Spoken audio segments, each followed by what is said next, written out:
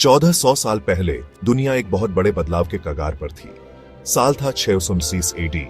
आज के ईरान में शक्तिशाली सासानी साम्राज्य का राज्य था जो सदियों से चला आ रहा था।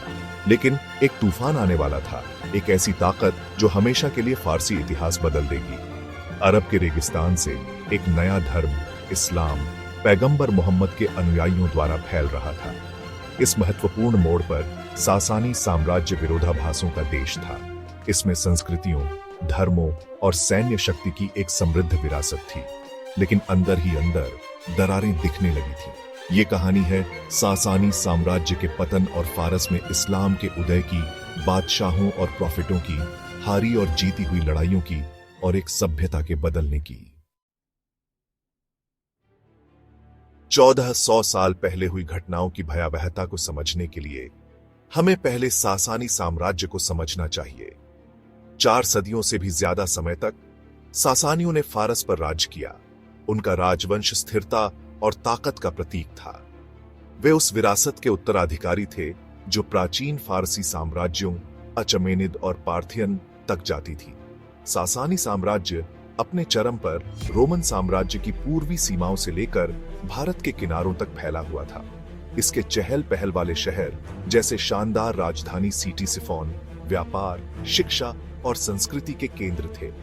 फारसी कला और वास्तुकला फली फूली, ताके बोस्तान जैसे लुभावने स्मारक छोड़कर सासानी अपनी सैन्य शक्ति के लिए प्रसिद्ध थे। उनकी भारी बख्तरबंद घुड़सवार सेना सवारण ने अपने दुश्मनों के दिलों में खौफ पैदा कर दिया था। सासानी चतुर प्रशासक थे जिन्होंने एक जटिल नौकरशाही बनाई जिसने उनके विशाल साम्राज्य को एक साथ रखा। सासानी साम्राज्य का कोई भी वर्णन खोसरो द्वितीय का जिक्र किए बिना पूरा नहीं होगा। एक ऐसा शासक जिसने सासानी शक्ति की ऊंचाइयों और उसके पतन के बीच दोनों को मूर्त रूप दिया। 570 ईस्वी में सिंहासन पर चढ़ने वाले खोसरो को एक ऐसा साम्राज्य विरासत में मिला जो बीजांटिन साम्राज्य के साथ कड़वे संघर्ष में बंद था। खोसरो का शुरुआती शासनकाल चमकदार सैन्य जीत से चिह्नित था। उसकी सेनाओं ने बीजांटिन क्षेत्र में गहराई तक अभियान चलाया, मिस्र, सीरिया पर विजय प्राप्त की और यहां तक कि कॉन्स्टेंटिनोपल के बाहरी इलाके में भी पहुंच गई। हालांकि खोसरो की महत्वाकांक्षाएं अंततः उसके पतन का कारण बनी। उसके लगातार अभियानों ने सासानी खजाने को खाली कर दिया और उसकी जनशक्ति को कम कर दिया। जब सम्राट हेराक्लियस के नेतृत्व में एक नए सिरे से बीजांटिन साम्राज्य ने पलटवार किया तो सासानी खुद को विरोध करने के लिए तैयार नहीं पाए। 627 ईस्वी तक खोसरो का साम्राज्य खंडहर में पड़ा था। उसकी सेनाएं बिखर गई थीं, उसका खजाना खाली था और उसके लोग युद्ध से थके हुए थे।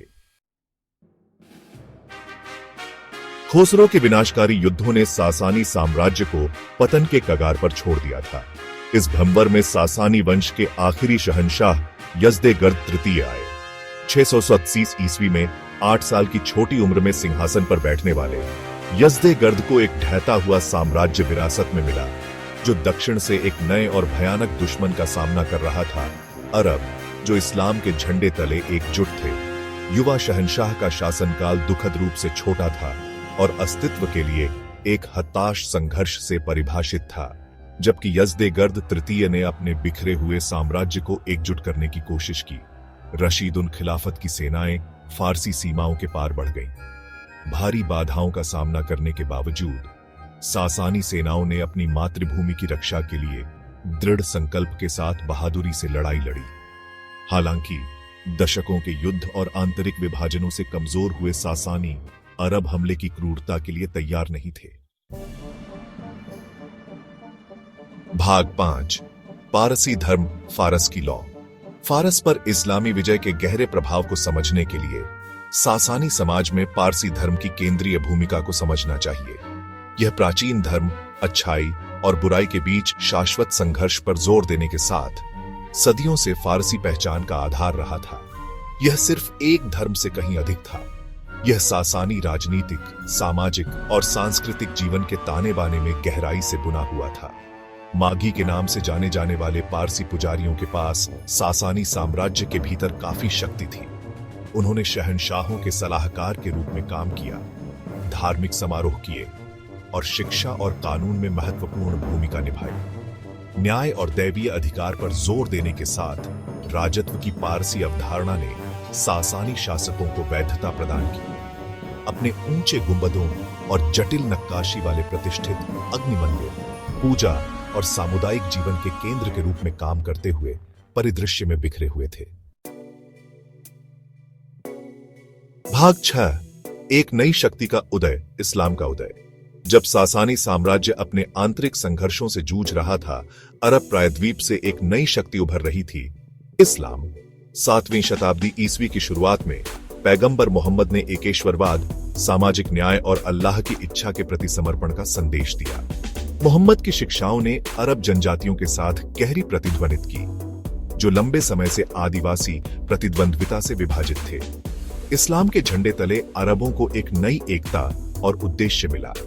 कुछ ही दशकों के भीतर अरब प्रायद्वीप की बिखरी हुई जनजातियां एक शक्तिशाली और एकजुट शक्ति में बदल गईं, जो अपने धर्म को अपनी रेगिस्तानी मातृभूमि से बहुत दूर तक फैलाने के लिए तैयार थीं। भाग 7, साम्राज्यों का टकराव, इस्लामी विजय। सासानी साम्राज्य और नवजात इस्लामी खिलाफत के बीच टकराव दो दुनियाओं का टकराव था। एक ऐसा टकराव जिसने मध्य पूर्व को नया रूप दिया। इस्लाम के झंडे तले अरब सेनाएं अरब प्रायद्वीप से निकल पड़ी। उनकी प्रगति धार्मिक उत्साह और लूट के वादे से प्रेरित थी। दोनों शक्तियों के बीच पहली बड़ी मुठभेड़ 633 ईस्वी में जंजीरों की लड़ाई में हुई, जो सासानी की एक ऐसी जीत थी जिसने अरबों की प्रगति को रोकने के लिए बहुत कम किया। 637 ईस्वी में अल कादसिया की लड़ाई एक महत्वपूर्ण मोड़ साबित हुई। सासानी सेना हालांकि बड़ी और अच्छी तरह से सुसज्जित थी, लेकिन शानदार सेनापति साद इब्न अबी वक्कास के नेतृत्व में अरब सेनाओं द्वारा निर्णायक रूप से परास्त कर दी गई थी। 627 ईस्वी में सासानी राजधानी सीटिसिफोन का पतन मेसोपोटामिया में सासानी शासन के प्रभावी अंत का प्रतीक था। भाग 8, फारस का परिवर्तन, इस्लाम का प्रभाव। फारस की इस्लामी विजय केवल एक राजनीतिक और सैन्य जीत नहीं थी, यह एक सांस्कृतिक और धार्मिक भूकंप था जिसने फारसी समाज को बदल दिया। इस्लाम के आगमन ने एक नया धर्म, एक नई भाषा, अरबी और फारसी केंद्र में नए रीति रिवाजों की शुरुआत की। एक समय प्रमुख पारसी धर्म धीरे धीरे ग्रहण हो गया, क्योंकि अधिक से अधिक पेर्शे इस्लाम को अपनाते गए। अरब विजेताओं ने फारसी प्रशासनिक प्रथाओं, कला रूपों और यहां तक कि उनके दरबारी शिष्टाचार के तत्वों को भी अपनाया।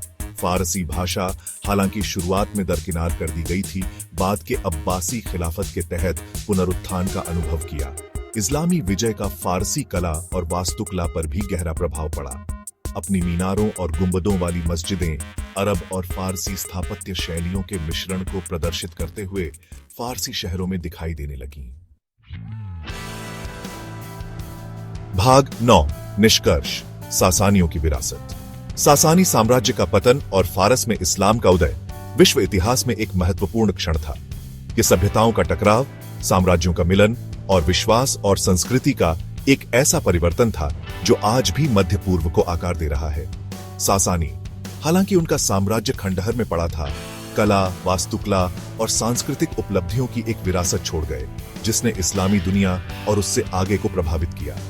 रेशम मार्ग में उनका योगदान, उनके प्रशासनिक नवाचार और उनकी जीवंत कलात्मक परंपराएं इस्लामी स्वर्ण युग के अभिन्न अंग बन गए।